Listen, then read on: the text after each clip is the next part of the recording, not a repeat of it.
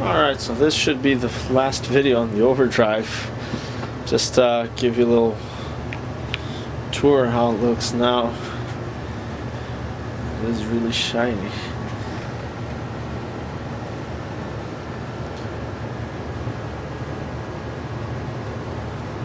Still don't have any oil on it. I'll tell you in just a second why. Sorry. I'll tell you why in just a second. I'll tell you just a second why.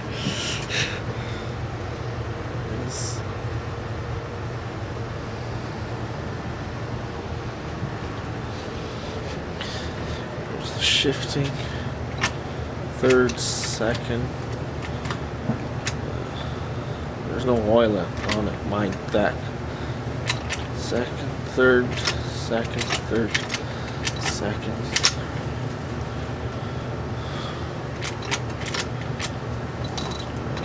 Neutral. It's neutral. Second, third, third, second.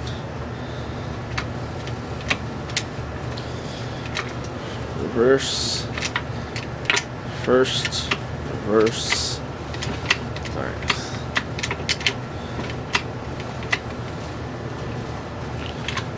Reverse.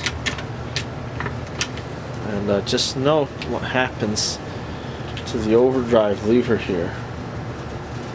By the way, the only thing that this does, it disables the overdrive. The overdrive is normally enabled. So if you don't do anything, it'll be on. You have to push this backwards to disable it, or the solenoid disables it here. Just watch that. I'm going to put it in reverse, and you'll see that this will move slightly. See that?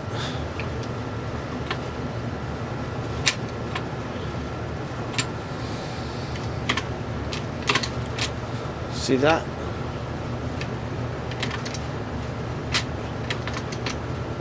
But once again, it's because there's a shaft here, push this back and disables the overdrive when you're reversing the car.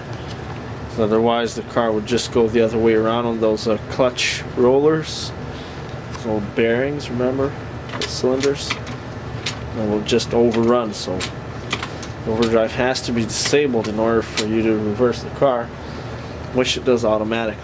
You don't have to. I know some cars, they used to have what's called a reverse switch or something like that on top here apparently, but it's not necessary. The manual actually mentions that. I guess it's for the backup lights, I imagine, but I don't know. But the other thing I'd like to mention is, remember there's a spring in here. Ideally it should spring this back, but it's a little stuck apparently. If it's halfway, it'll spring back normal. You'll notice that if I put it in reverse, this will just, you see, it's just, there's no spring tension on it because the spring is being compressed by the reverse shaft here. Once I let go of the overdrive, you see that now it's got pressure to it. It won't.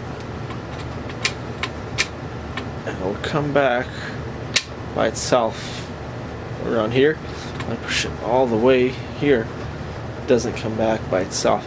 I believe this should change once get the oil in there, since right now it's completely dry. The entire transmission is dry. Imagine this should change. It should come back more easily, but I mean, if it doesn't for whatever reason, I could just add another spring here somewhere. But I thought this entire process was finished, but what I will do is I'll mention these three parts here: the solenoid, the governor, and the lockout switch. I'll just I'll show you the disassembly of this here, because there are a few not problems, but just things that I did wrong here. And as I was cleaning up my tools, I noticed this. Oops, forgot to put the bearings on the on the input shaft here. So, but anyways, it'll just it's kind of good that that happened, because I'll show you how to remove this snap ring here using only a chisel and a washer and the already existing bolts here. Yeah, the other thing, I don't have any gasket on here now. This is what the old gasket was. You can see it's just flimsy paper, so it's soaked with oil. It's just paper, guys. Now I was thinking of putting a rubberized gasket like this, just a shower floor pan liner. Use it to line the shower floors. It's just rubber basically. But I said I'll leave it like this, and I'll just keep an eye on it. If it starts to leak, then I'll just take out the oil and put that rubber gasket in. If not, I think it'll be fine like this, because I mean that paper there, I mean, I doubt that it makes a difference. The overdrive does look very square. Everything's nice and there's no dents or anything. So, anyways, the oil, that's another thing. Thickness of the oil matters, right? Thicker oil is harder to leak.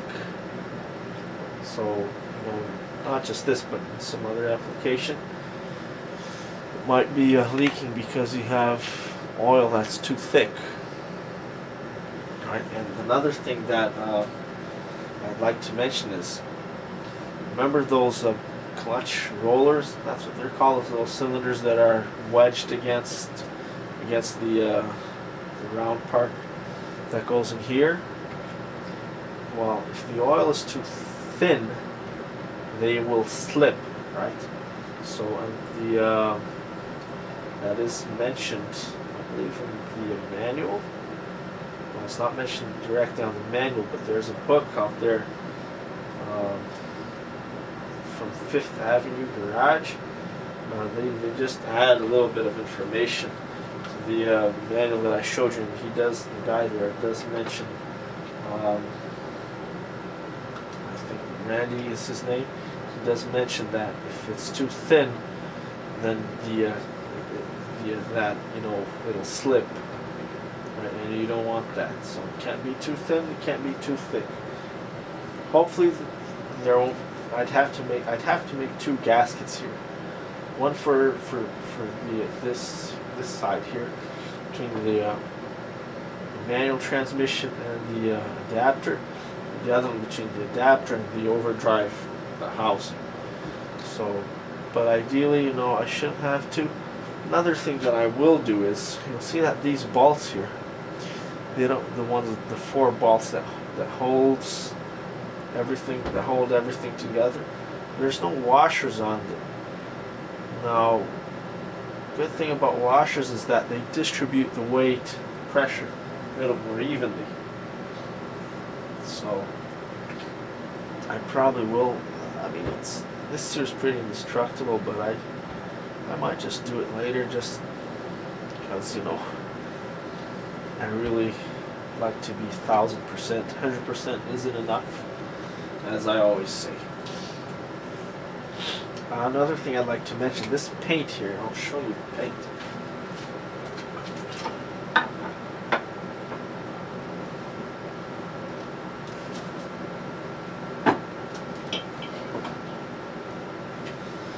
I use this paint here, and it is proper. It's for use on metal, steel, right? It's called trim clad. I use the gloss paint. It's really shiny. Gloss means really shiny. There's the other one that's called matte, whatever, flat, something like that. And it's just, you know, it's not shiny at all. It's really what the name says, really flat. I just like the really shiny, wet look of it. So if you do paint it, I did put this on a spray gun, by the way. No ice. But if you do this paint, it's really, really viscous. It's really thick. So if you put it on a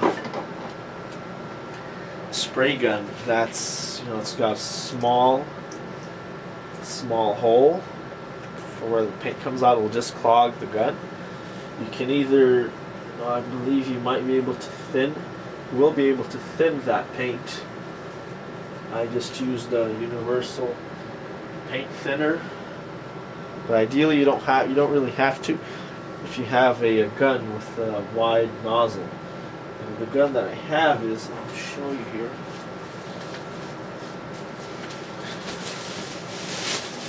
By the way, it's always good to, I always like to keep them inside plastic bags so that dirt and dust doesn't reach them. But it is this one here that I used. It is from China. It's pretty good, very good actually. You'll pay a fortune if you buy this at the auto parts store, by the way. It's the W77. The W70, I think it's W70. Smaller numbers, they're smaller guns, and then you've got smaller holes here where the paint comes out. This one is fairly big. I don't know if you can see there. Just when I press the trigger here, you can actually see the size of the hole.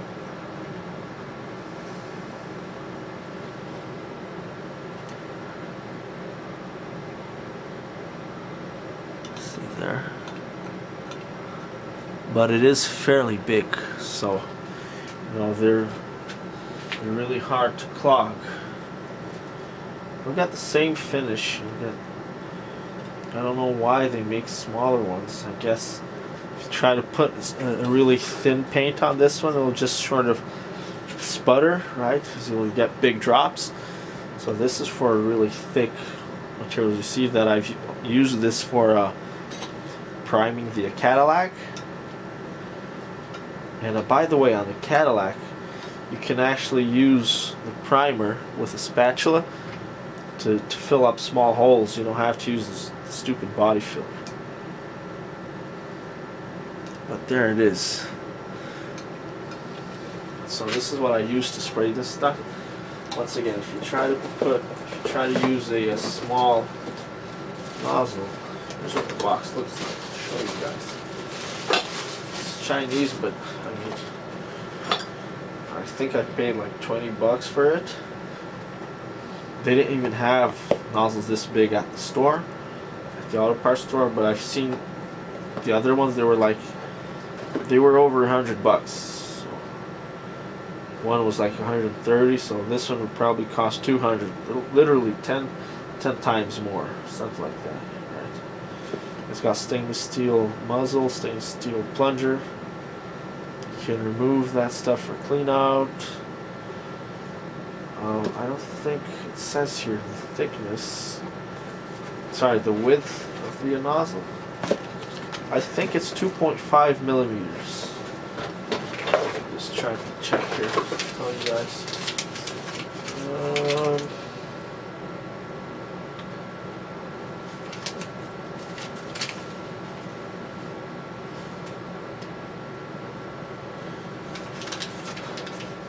Yeah, no, it doesn't say on here. But yeah, it's very, very wide.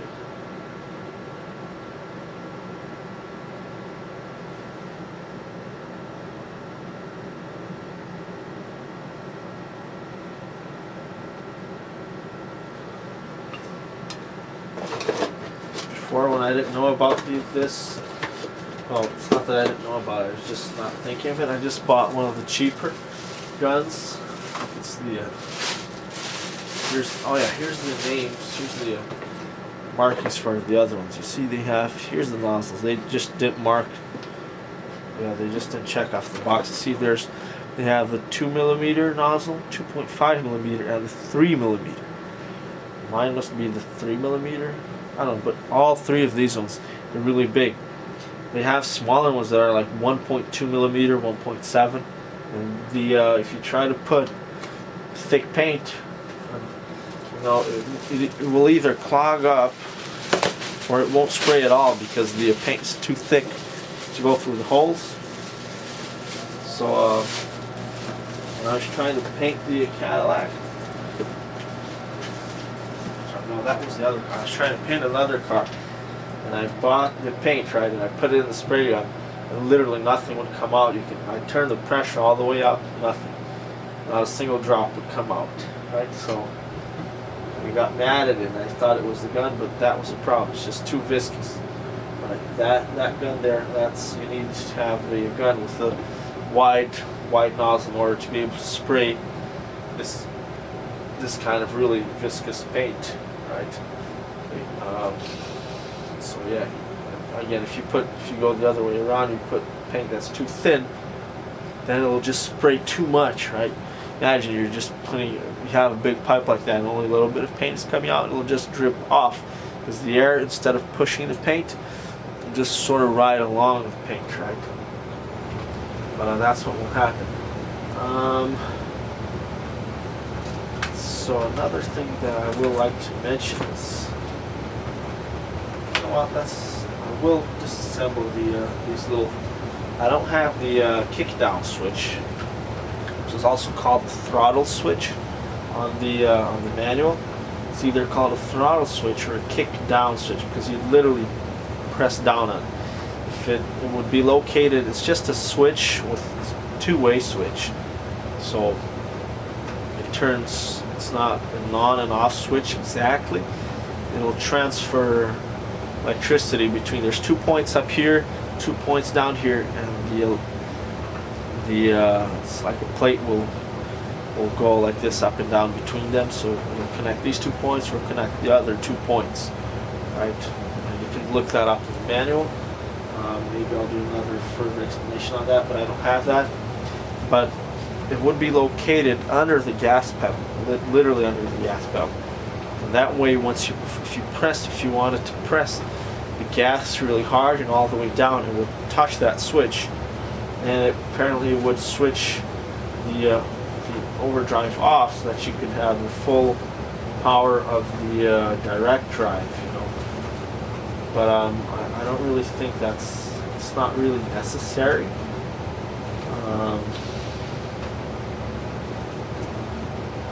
Unless you just wouldn't have to do it manually. I'll give you more explanation on that later, but I don't have that right now, and it is kind of expensive.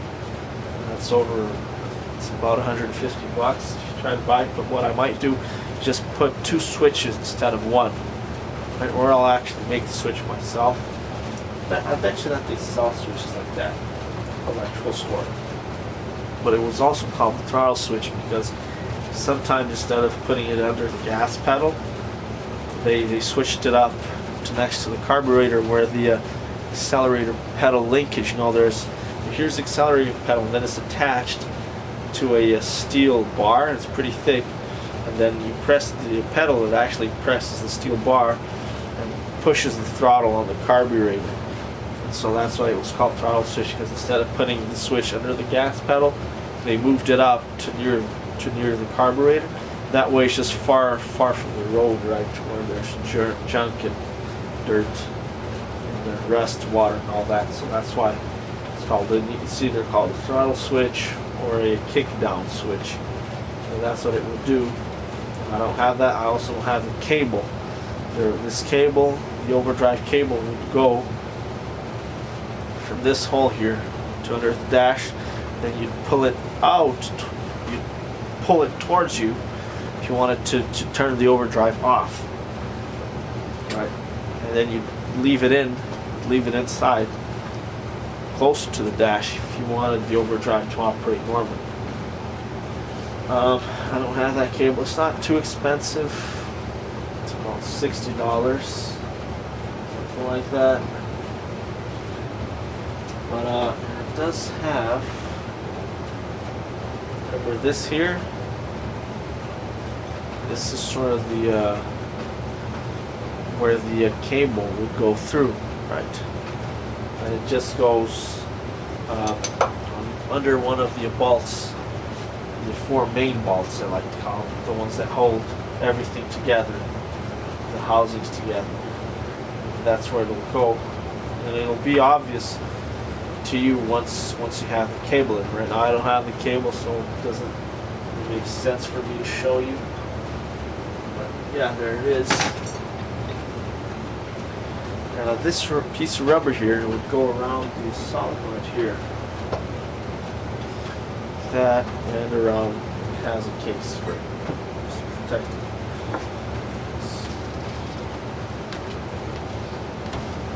Now this switch here, this is called the lockout switch. I'm not entirely sure what it does right now. I can't really explain it to you in detail, but I know that it turns the ignition on and off in order to activate the solenoid here.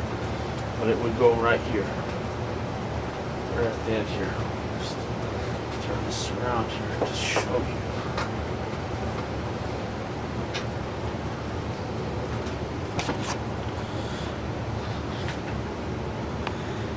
I see that when I move this lever, this shaft will come in and out. See, there it is, out. In, out, in, out, in, out, in. And that will push the switch in and out, in and out. Now this is it's a pretty simple switch, just on and off. So it goes that way. Just push it this way, just so you can sort of see what happens to the switch there. You see that it's damaged here, it's got a hole here. Unfortunately, I'll either have to rebuild this or just buy a new one. I'm not really sure of the importance of it yet.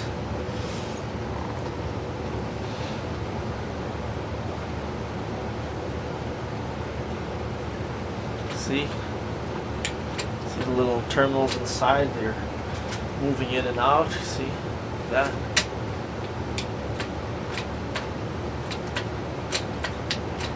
There we have it. So I guess we're done with this.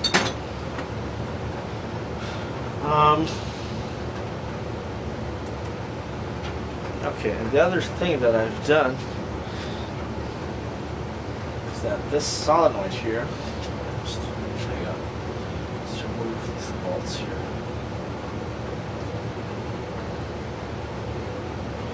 It'd be really nice to paint the inside of this transmission, but you need special paint that resists oil. I know Napa has an industrial paint. It is expensive, but it does resist diesel. Even when it's wet, unbelievable. It won't mix with gasoline, it won't mix with diesel. That thing is, holy fuck. So if you want to try a pretty resistant paint, get that paint. It's a lot cheaper compared to the other ones. I've heard of people spending hundreds of dollars in paint. 500, 600. That's fucking joke. Now remember that this here has like a flat side. See, like there it's flat. The way you see it now. If I turn it now, it's round. You see?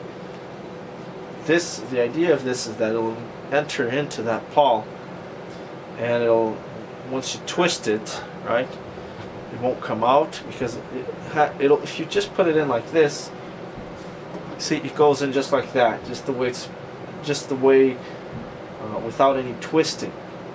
Well, the problem is that it slides out easily. It just slides out, right?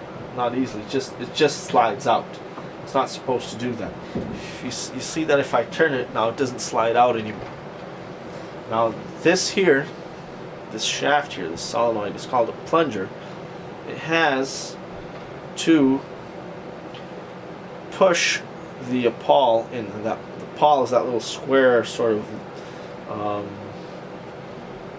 that little chamfered square thing. Just look it up in the manual diagram. But it has to push that in, but it also has to pull it back. Now if it's not locked, it will push it in, obviously, but it won't pull it back. So the solenoid will go back, plunger will go back in, but the pawl will still be locked in there. Now, and so the manual actually does mention this mistake. It's a little mistake, but we can easily fix it. So I'll just show you that right now.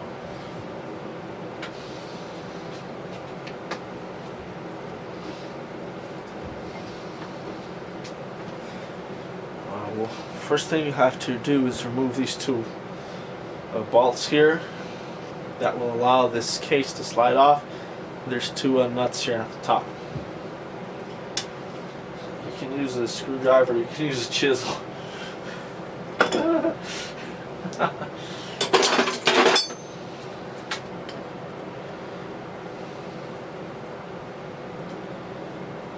Already put some anti-seize on it, so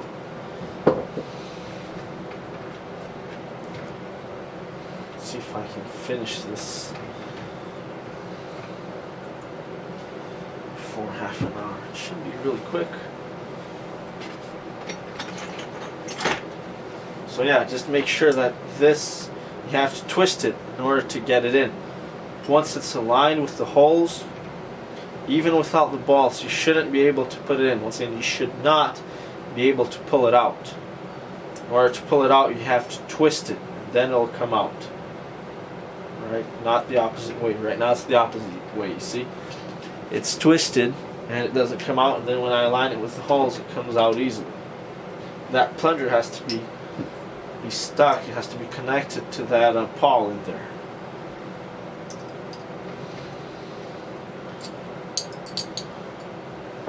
Another thing that has been mentioned before is that sometimes people, even the mechanics, they would drop this solenoid. And the only way you could damage it is to drop it, you know, and this would, you know, bend it here and ruin the wires inside. But this thing, it is pretty indestructible. But I mean, if I were to make a better design, I'd just make this even thicker. I mean, you could even get a big pipe here, big thick pipe, just a, you know, regular black plumbing pipe, and weld it here. Wow, that would really be fucking nice. Really ugly. Maybe it would sort of be ugly unless you. Yeah, I mean, I could put some stainless steel around it to make it look nice. Look just like chrome, but I mean,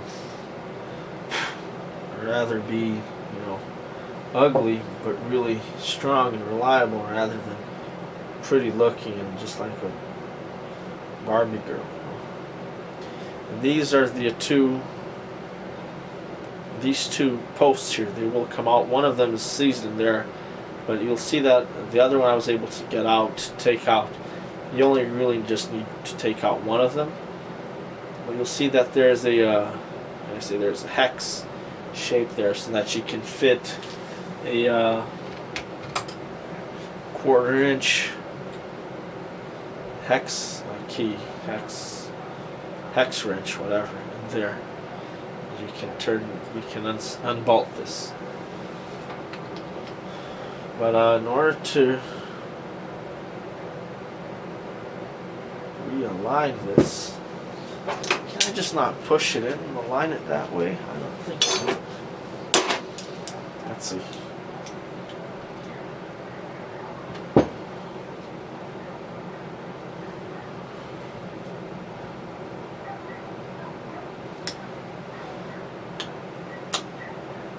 It doesn't turn.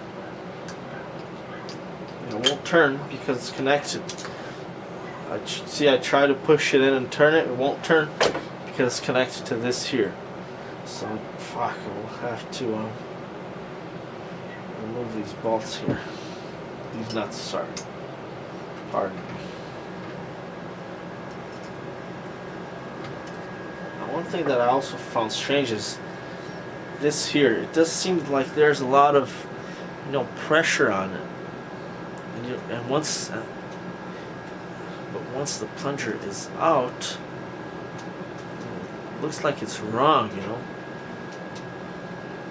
But it is supposed to be like that. It's big space here. Just seems to me that it's just